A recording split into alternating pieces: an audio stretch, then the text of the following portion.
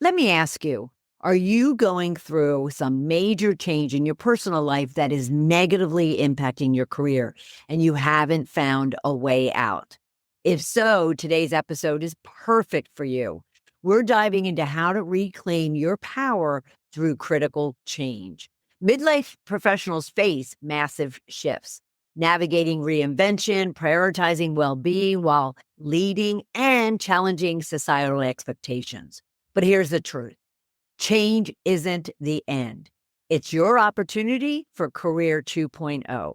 Our guest, Wendy Alexander of Happy Career Hub, is a powerhouse interview and career coach, helping women break free from the typical good, secure job trap to build the careers they truly want.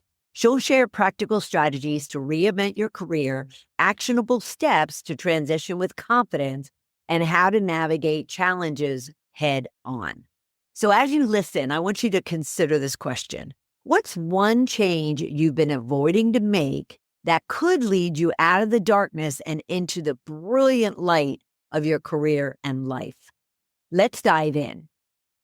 Welcome to Shedding the Corporate Bitch, the podcast that transforms today's managers into tomorrow's powerhouse leaders. Your host, Bernadette Boas, executive coach and author, brings you into a world where the corporate grind meets personal growth and success in each and every episode. With more than 25 years in corporate trenches, Bernadette's own journey from being dismissed as a tyrant boss to becoming a sought-after leadership coach and speaker illustrates the very essence of transformation that she now inspires in others with her tips, strategies, and stories.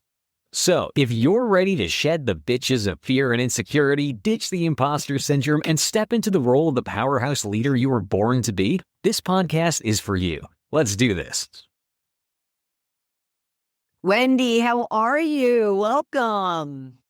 I absolutely love this conversation about reclaiming your power, especially for women going through the transition that's impacting their success in the workplace, or at least what they're perceiving as them being able to adjust and transition into that new phase.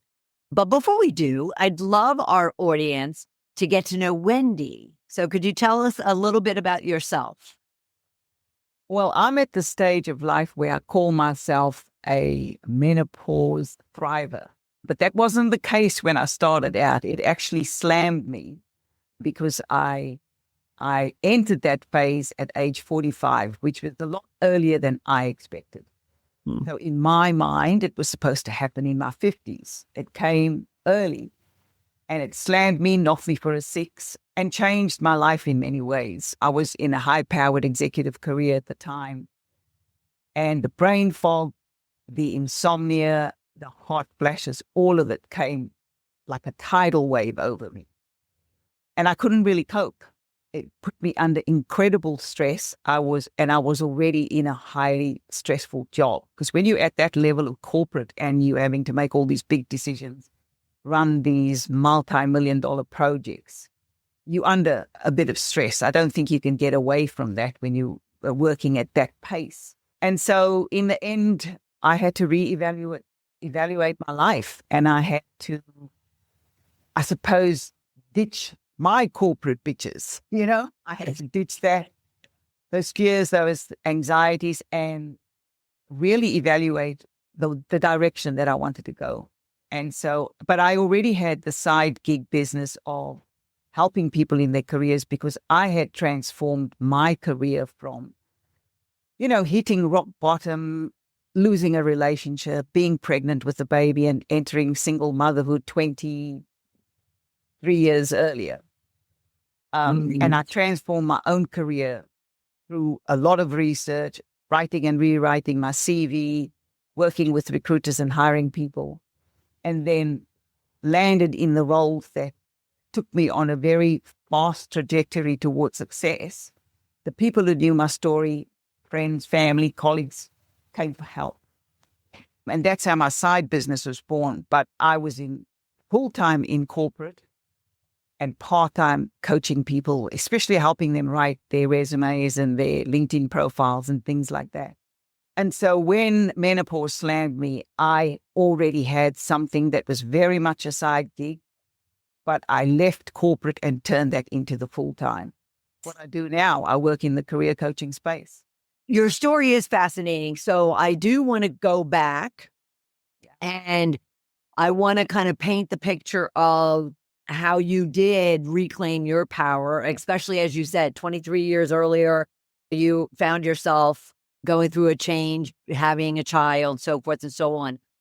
What was all those external factors doing to you inside your career, and how were they playing out as far as how you felt toward being able to climb the corporate ladder and be successful?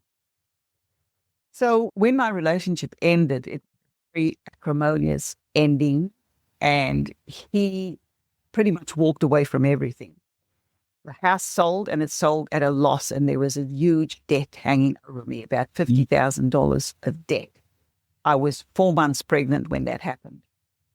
Of course, I went through all the anxiety and the fear and the panic and the how did this happen to me? I considered myself a reasonably intelligent woman, so I was flummoxed at how I'd created that situation in my life. I'd say one of the first steps I did do was I sought help emotionally. So I went to a psychologist because I was like, I need to figure out what just happened here. How did my life hit this rock bottom? And also being pregnant, I was very determined to clear up that emotional mess because I didn't want to bring that to my child.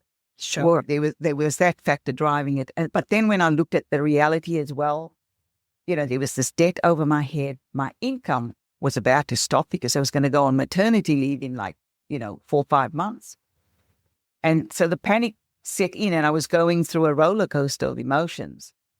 And I will say that I call it doona diving. I doona dived, where I was hiding away from the world for a while. Didn't want to know, didn't want to face the reality. But eventually I had to emerge from that doona because reality was income was going to stop. There's a baby on the way. I need to sort my life out. And so one of the first places I started was an opportunity came. I had the baby. So my parents, I actually moved back home with the parents and they supported me through the birth of my child. And then I got a phone call from one of my ex-bosses and he said, I need someone to come back and help me with this project that's in trouble. And he said, I was told. So this was a new boss. He was told by my ex-boss that I was the person. Get in touch with Wendy. He said she's on maternity leave.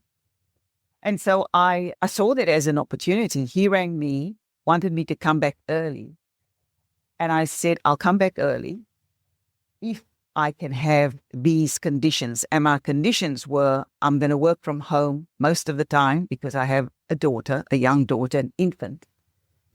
And I'll come in 1 day a week and have all my meetings on that day. And then I'll do the rest of the work from home. And he actually agreed to that. So here was one of the first things I learned about claiming power was to ask for what you need, to ask for the support you need. Awesome. Because a lot of people don't do that. People Right. often think, they get in situations and they think that they can't ask for help. Right. Or they don't ask for help. There's a lot of cases where people are too filled with pride or they're sometimes too ashamed of the fact that I was all of those things. I was ashamed. I was embarrassed that I had allowed my life to get so messy. But I couldn't wallow in that.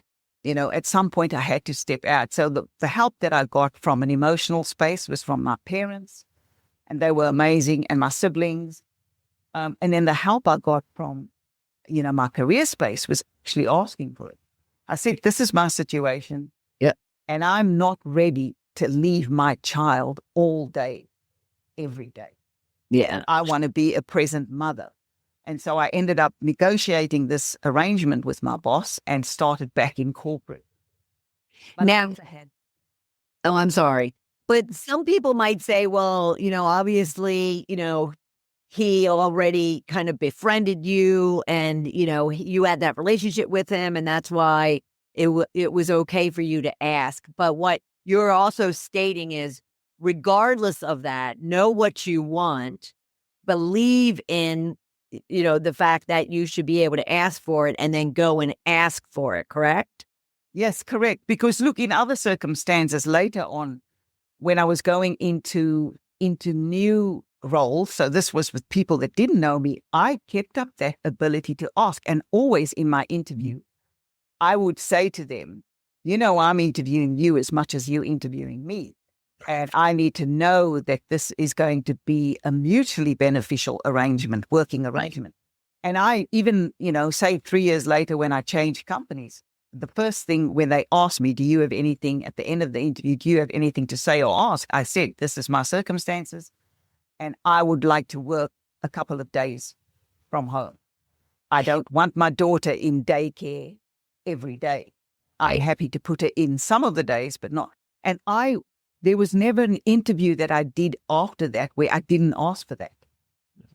Perfect. Also, bold enough to state to them that I was interviewing them. Right. Because they were interviewing me and that the arrangement had to work for both of us. Sure. The things I've seen and learned in the corporate world is that if the arrangement doesn't work for both parties, then the relationship is untenable after a while.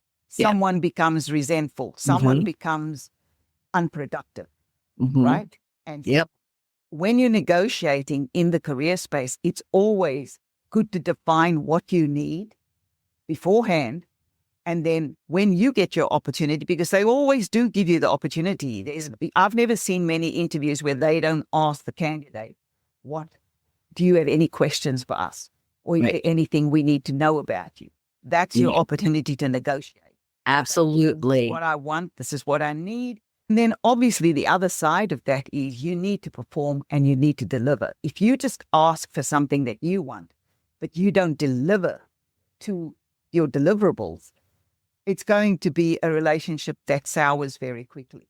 Let me ask you a question about reclaiming your power. When you were in all of this panic and stress and anxiety, what was it that got you to the point where you sat yourself down maybe and really worked through a plan and what it was that you needed and what it was that you were going to ask for? Because so many people just have such a hard time getting out of that headspace. Yeah. So look, obviously there was the psychologist I was working with at the time, and she was really great in that she kind of indulged me in my woe is me story for about 2 sessions, right? So she let me do the crying, let me do the blaming, let me vent.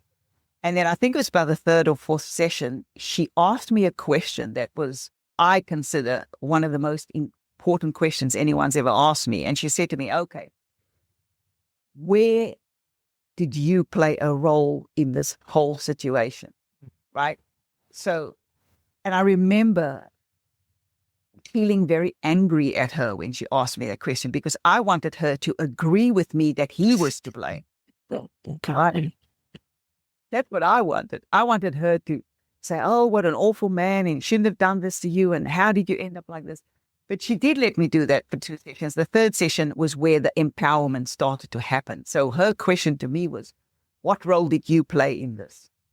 And it was a difficult, and she said, I want you to go home and I want you to write about that. And write about it honestly and write about it even if things are starting to come up that you don't want to face. And she tapped into a button for me because I've always been a writer. So when I was growing up in South Africa in those difficult times, as a child, I wrote my way through a lot of things. Everything that I didn't understand, I always would write down. I would write little stories. I would write poetry. So writing was a part of me. It was part of my DNA. And so she gave me that task, go home and write and answer this question. And did she know that you were a writer and therefore she leveraged something that you did? No, she didn't actually. She didn't. I don't think we'd gotten to that part because a lot of the sessions were all about me getting that emotion and that pain out, the first 2 or 3 sessions. And the third one, it was at the end of the session where she said, this is the question I want you to answer and go and write about it. Because she said there's something about writing out your emotions and feelings, right? So I did. And for me, writing has always been the way I process everything, and I love words. But this time I had to write unfiltered. So it wasn't about manipulating and using words to tell a story or something. It was just about actually digging. Mm-hmm. And I realized that there was power in that, because as I was writing, and, there was anger, and there was even anger at her, because I remember writing, how dare she ask me a question like this? He's to blame. That was kind of how I started it. But as I wrote, and as I became more and more uncensored in my writing, I started to see that there were patterns there. There was stuff in me that, there were self-esteem issues. I'd grown up as a woman of color in South Africa. That came with all its baggage with me to Australia. Sure. Unresolved issues of worthiness and so on and so on. And they were all coming up in my writing. And then I suppose I had a daughter, and she was an infant, and I would look at her like, I don't want this for my daughter. I do not want to be an example of victimhood. It really came up really strongly for me. Yeah. And I remembered, my father used to say when we were younger, when we were growing up in those difficult times, he used to say, you can be a victim of life or you can be a victor of life. Sort of came back to me, right? Those words came back to me. And that was the start of it, really, that deep self-reflection, looking at what I would say was the good, the bad, and the ugly. I don't want to face all that they need to face, including the fact that I was stressed out, that I was anxious, that I was disappointed in myself, that I was embarrassed, all of these things. It was liberating. Fast forwarding to the current, do you use journaling, I'll call it, as a tool for your clients? Do you suggest that to your clients? Yes. So I have a process, and it's actually on my website. It's a free resource, and I call it Mining Your Story. And what we do in Mining Your Story is we dig into the patterns in our life. We dig into the talents and skills that we have naturally. And I always say to people, if you can't figure that out, ask yourself, what do people come to me for advice for? Because within that lies a clue to some of your potentially hidden talents that you haven't even acknowledged, right? Yeah. So for me, people always came to me for help with writing because they knew I loved words. They knew I loved writing stories. So when people needed, I had people who were doing their wedding speeches come and help me. So can you help me write my wedding speech, right? People always came to me for help with words. And so that's what I noticed in my pattern when I started mining my story. And that was one of the things I did. As I was answering this question, I was also creating a process of digging into myself, going, okay, what were the patterns? What do I really like doing? What am I good at doing? And because I help people to dig not only into the professional life, but the personal life as well. So what have I overcome? Because whatever you overcome in life, there's a set of skills that you've had to use to overcome whatever that thing is. Mm-hmm. And so we dig to go find all the different skills. And that's the foundational piece of all the work that I do. For me, if people don't want to do that process, then they aren't going to have all the little nuggets to shape up their CV, to shape up their LinkedIn, and to have really confident answers in an interview. Wouldn't you also say in them doing that, they also find the parts of them, the confident, strong, skilled, expert, talented parts of them that they can use to overcome the self-doubt and the insecurity that they might be feeling or whatever the other negativities are that they're feeling. They can use and lean on their strengths. I call them riches. So they can then, really shed what I call bitches. Would you also use it in that respect with your clients? Absolutely. So because a lot of people go through life, they don't even look at the stories of their life to see how much they have overcome, right? Mm-hmm. And so they just automatically, when they hit that lull, or they hit that discontentment, or they hit that fear, they become paralyzed by it. And sometimes you just need someone to guide you and direct you to go and look at the things that you've already achieved through some challenging circumstances. Because within that is some of your skills. And the moment people identify those skills, there's a level of confidence that automatically happens, right? And so then they go, oh my goodness, I forgot about that time. You got that, I did this, that, and that to get through that, and that.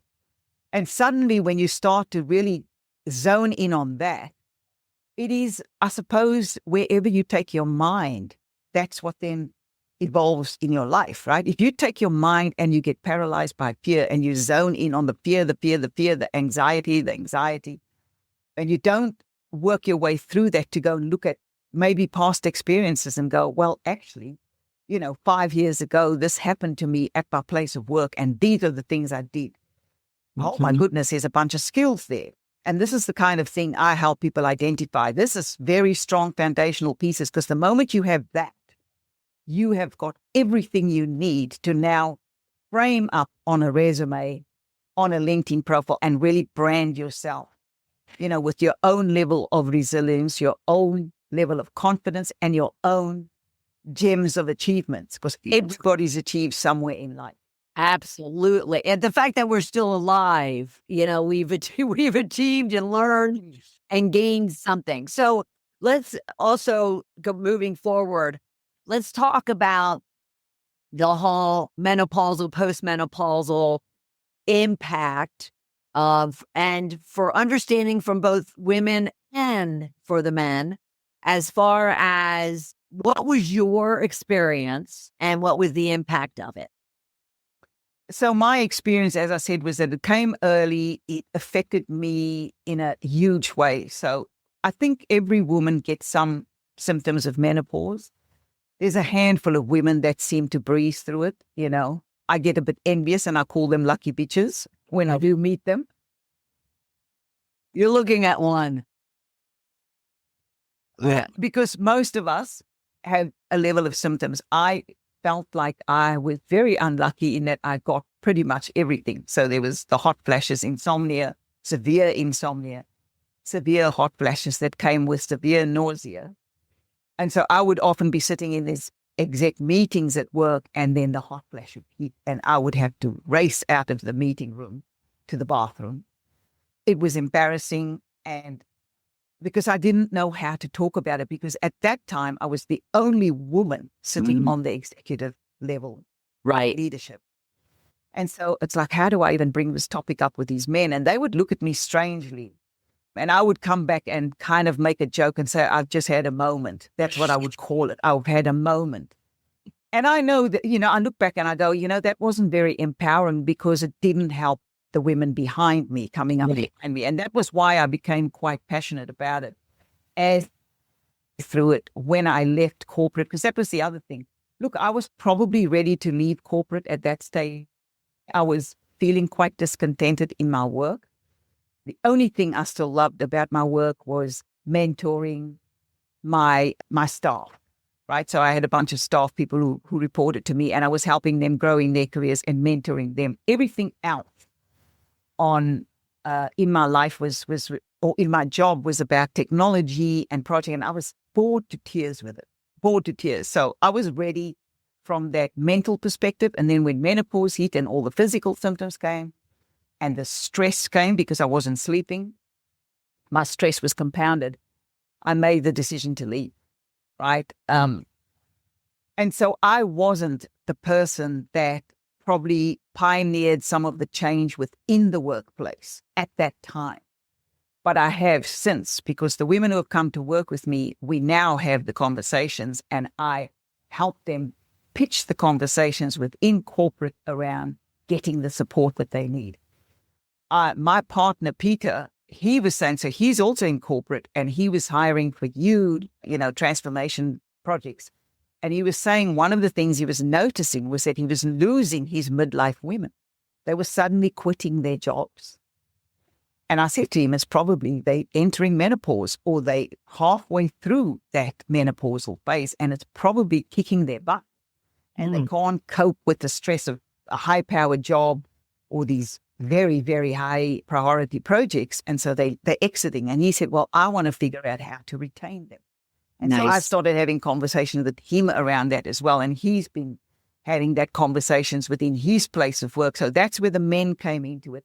And from the other women's side, the women that I've worked with since I left corporate, one of the key goals is, apart from helping them reshape their careers and re-identify if they want to keep going with that job or if they want to move in a different industry, one of the things we are doing is starting to have that conversations with the key decision makers, which are usually men.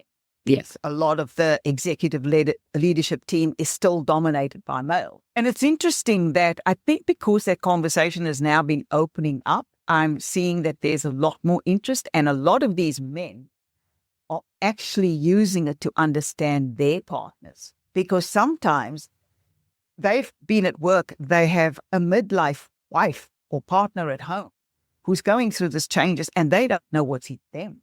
Like some guys tell me, my God, she was raging and I didn't know what was going on. I'm like, wow, you were so nice like 5 minutes ago. What happened? I'm curious, what transition or what change do the men go through? And do they ever kind of collide as far as the fact that they bring they bring all of that into the workplace as well? And do they have any real empathy around what the women are going through because they're going through something as well? I think that I know if I speak from my partner's point of view, he only really understood the mindset and what was going on because I started journaling and then I wrote the book. This book, Internal Uprising. When he read the first draft of it, because he's always done a lot of the edits on my writing, because I always look for a different set of eyes, I actually got him to read this. And he said he was astounded at what he read because he lived with me.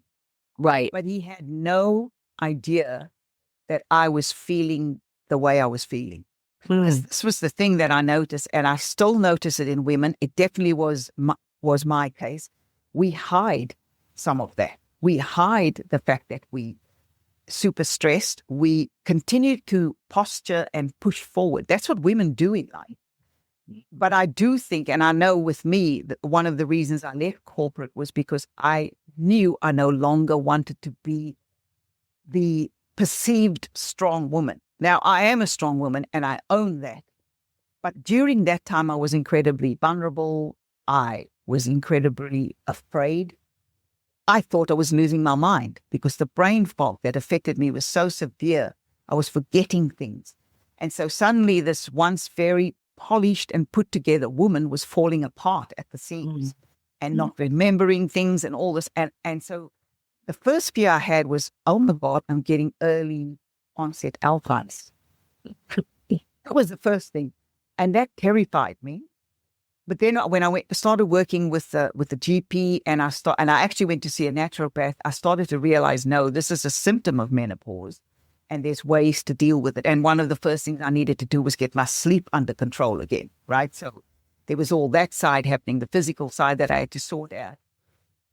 But I think with women, we posture, we put on the good face. We do that not just through menopause. We've done it our whole lives. Women, right.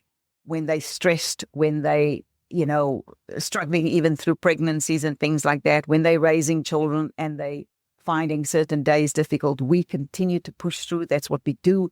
We wired that way. Are you advocating a complete career change, or are you just getting them to really assess if what they have and what they're doing is indeed what they want to be doing the rest of their career? But you're not saying, women should make a complete career change as they go through these transitions. It's a matter of them taking time to really assess. They're mostly to assess the level of support that they feel they're getting or that they need. Because there's some women that I've worked with who love their career, but they're working long hours. They finding themselves getting exhausted at 2:00 in the afternoon or at 3:00. And they're like, I can't cope. This exhaustion just comes over me and things. So one of the conversations I help them have in the workplace is go to the HR department and go to the decision makers and find a way to get support. And that support in some cases has had women initiate a quiet respite room that women can go to at 2 o'clock, at 3 o'clock, and just recharge. That they can maybe even go have a nap. Right. Because who says you can't work throughout the day if you get to take, a half an hour nap just to recharge, or you can go into a room and just be mindful and do some mindful meditation for half an hour or something. Right. So these are the types of conversations that I'm helping women have in the workplace. So the women who love their careers, no, I never encourage people to leave, because the other thing that can happen if you leave and you haven't got the financial backing and savings, you're going to put yourself under more stress. Sure. Yes, absolutely. Financial challenges to deal with, right? Mm-hmm. For me, it's like, if you can make it work in your workplace and you really love your work, then make it work. But that means being brave. We got to step forward. We got to champion our causes as women, and we have to ask for support that we need. And that's the reclaiming your power. Reclaiming your power is all about identifying what you need and going to get it, and sometimes going to ask for help getting it. And not apologize for asking. Unapologetically. So I'm curious, you held up your book, and you can do that again if you'd like. For those at least watching, Internal Uprising is her book, and you can get that at happycareerhub.com, her website. Now, could you share with us a little bit about what it is and how they can benefit from it? I would say the first half of the book is about my very difficult struggles with menopause, parallel to me trying to figure out my next move in my career. And then probably the second half of the book is about what I did, how I changed, how I left corporate, how I got ready to make the change. Because one of the things I will say is I don't encourage women to just walk out of a job.